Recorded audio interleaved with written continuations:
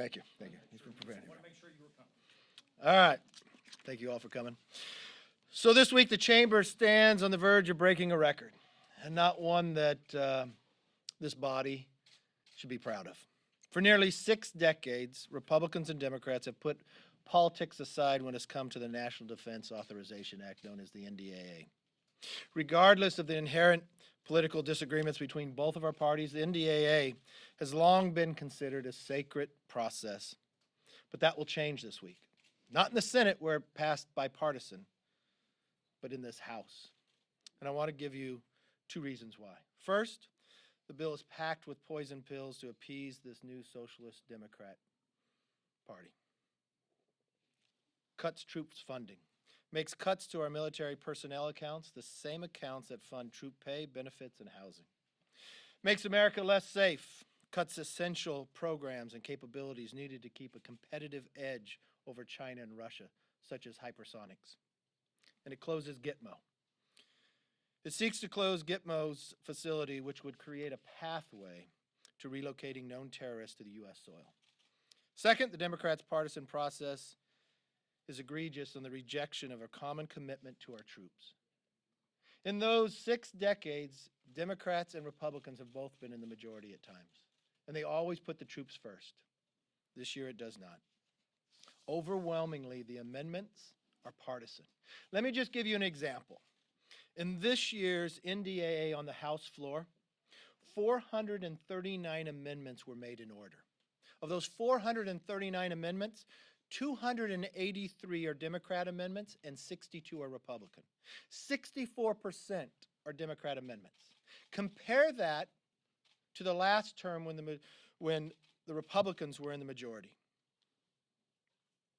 In the FY19, 271 amendments were made in order. 155 were Democrats and 116 Republican. Yes, with the Republican in the majority, we made 57% of the amendments in order to the minority party, the Democrats. In the FY18 year, there were 210 amendments. There were 106 Democrat amendments made in order and 104 Republicans.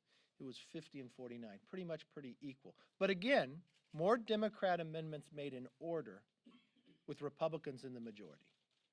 This is a total change in what this body has done for the last 60 years. When you look across the chamber to the Senate, they have an NDAA that passed with 86 votes. A bipartisan bill, such as in the term before, more than 300 votes on a bipartisan NDAA vote, almost 400. But I really want to draw an attention to is probably the most shameful act that I have seen. What this new Socialist Democrat majority party just did to Joe Wilson of South Carolina. Joe has a bill, the Military Surviving Spouse Equity Act. It has 365 co-sponsors. Nearly the entire House, Joe Wilson worked on this bill, went to individually to members to get them to co-sponsor a bill. Not just say they would support it, but to co-sponsor this bill. This bill would make it easier for spouses of service members who have died to receive military benefits. If you know, at the beginning of this Congress, there was a lot of discussion about changing the process of this Congress. The bill was set to be the first qualifying for the consensus calendar. Remember that? It was one of the reforms the House Democrats promised. They promised before she was elected Speaker that she would create one that said it was intended to help to open the House floor up to the bills that everyone agreed upon. Those were the rules. That's what Joe Wilson worked towards, believing that the rules actually meant something. Turns out that was just another broken promise. This week, they stripped the language from Joe Wilson, discarded his legislation, and stuck it into a partisan NDAA that our conference won't support. They put it into a bill that Joe Wilson can't even support now. After he did all this work, after they made the promise, not just to the members of Congress, but to the American people, that they were going to open this up. He abided by the rules, and when he was able to achieve it, they decided to change the rules. The majority has reached a new low. I know I sit here and talk about legislation, and then I watch the news. A lot of the talk is about the war within this new Socialist Democratic Party. It's interesting, in a few short months, I watched the speaker and a lot of those freshmen smile on the cover of the Rolling Stone magazine. And now I'm just watching stones being thrown at one another. We have real problems in America that we have to solve. I know they have real challenges within their own conference.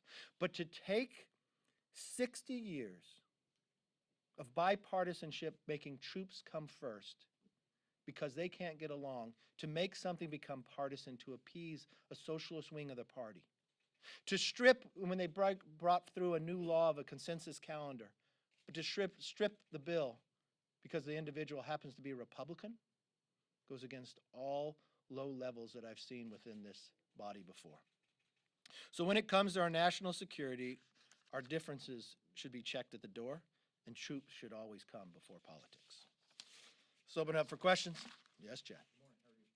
Very good. So the president is threatening these ice waves. Two-part question. If they do start Sunday, was Congress given sufficient time? As you know, he had talked about this in June and said 2 weeks. We're over that window. And number two, even if they do go forward, is that appropriate as people are going to church and sanctuaries of worship to go and try to arrest them when they are going for faith services? You have two parts to your question. The first part of the question, when the president said prior that these would go forward, remember first what these are.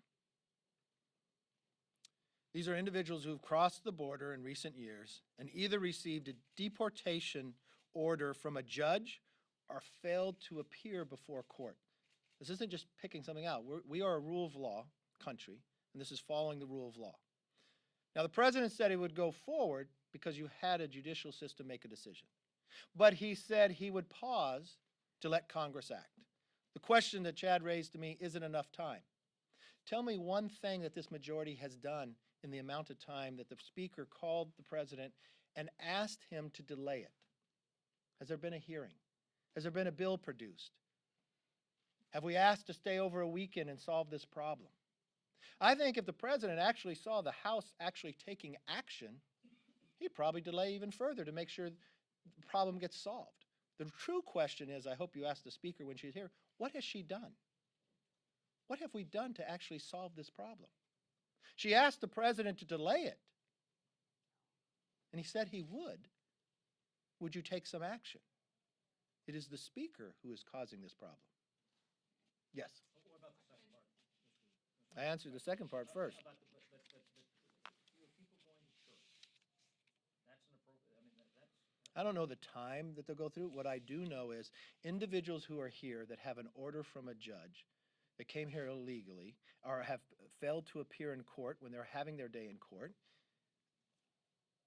they have an order to leave the country.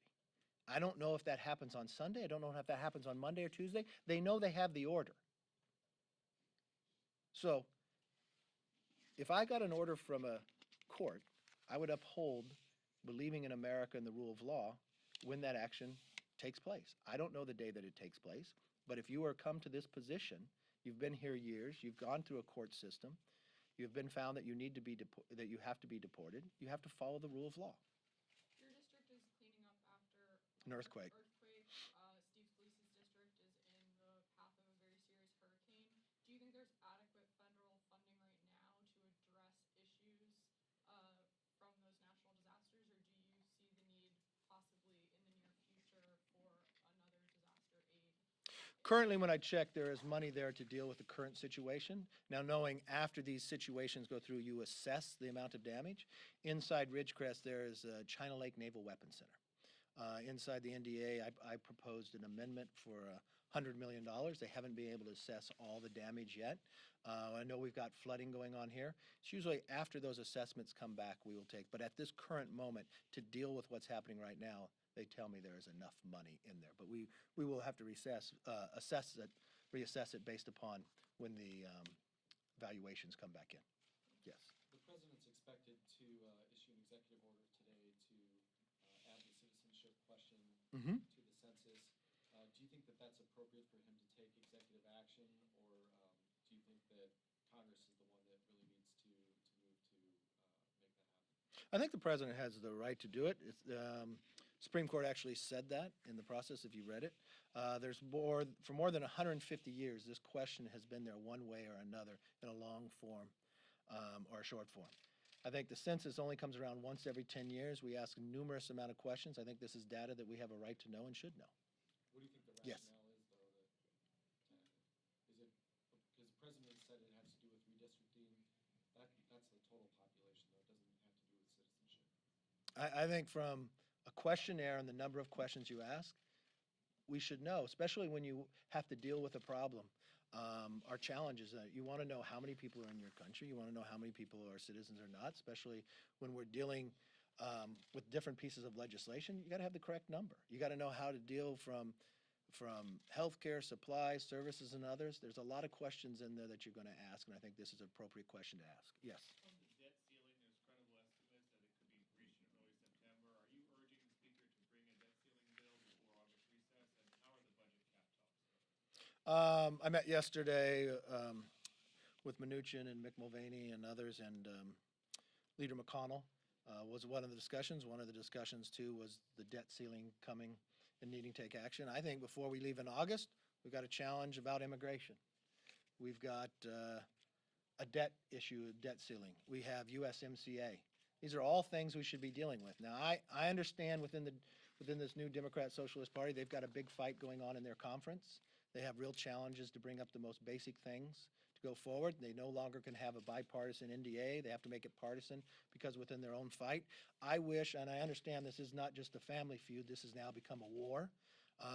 I watched a quote from Congresswoman AOC's chief of staff questioning or asking the voters to name me one thing that the Democrats have actually been able to achieve and question into effect this legislative mastermind, the Speaker, on her process. So I know they have real fights in there and hard to achieve anything, but I will say this. We, on the Republican side, will work with anyone who wants to solve these problems. These are three major issues that I think America is looking at, and we would like to work and get the job done.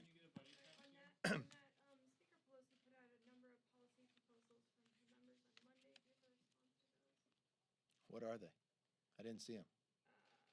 Policy proposals to what? Basically, it was more oversight on ICE, on DHS. Can't remember all of them. but Standards of care. Standards of care for children. I can't remember if there was more funding.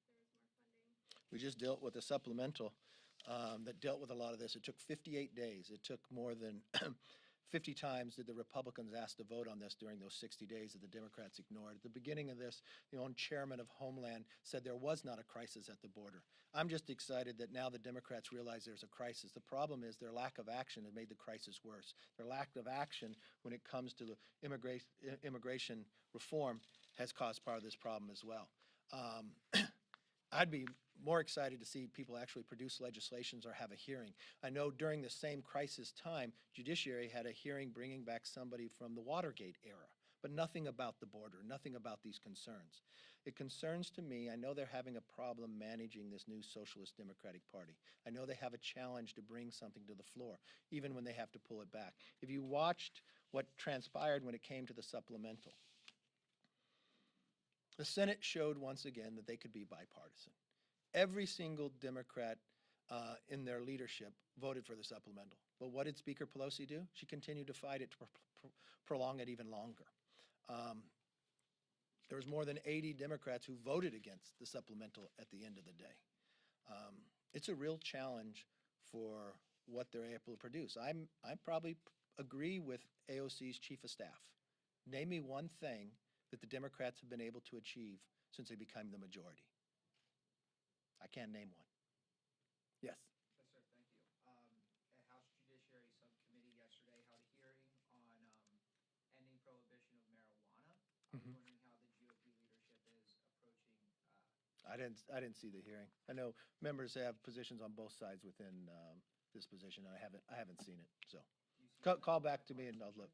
Huh? Do you see a level of bipartisanship in working together to approach this at a federal level as opposed to just the state? Depends what portion of it you're talking about. I think I've heard some bipartisanship when it comes to, many states have taken this position, so there's an issue when it comes to banking, making sure you're able to have accountability within that. I've heard a lot of bipartisanship in there.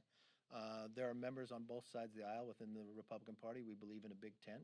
So as many questions you can phrase from within there. I don't know specifically which one, but yeah, they'll look at it. Yes, ma'am. ICE officials told the New York Times that there could be some collateral deportations as a result of these raids, so people who don't have orders of removal or didn't fail to appear before a judge who get caught up in these raids because of proximity to agents. Should they be deported?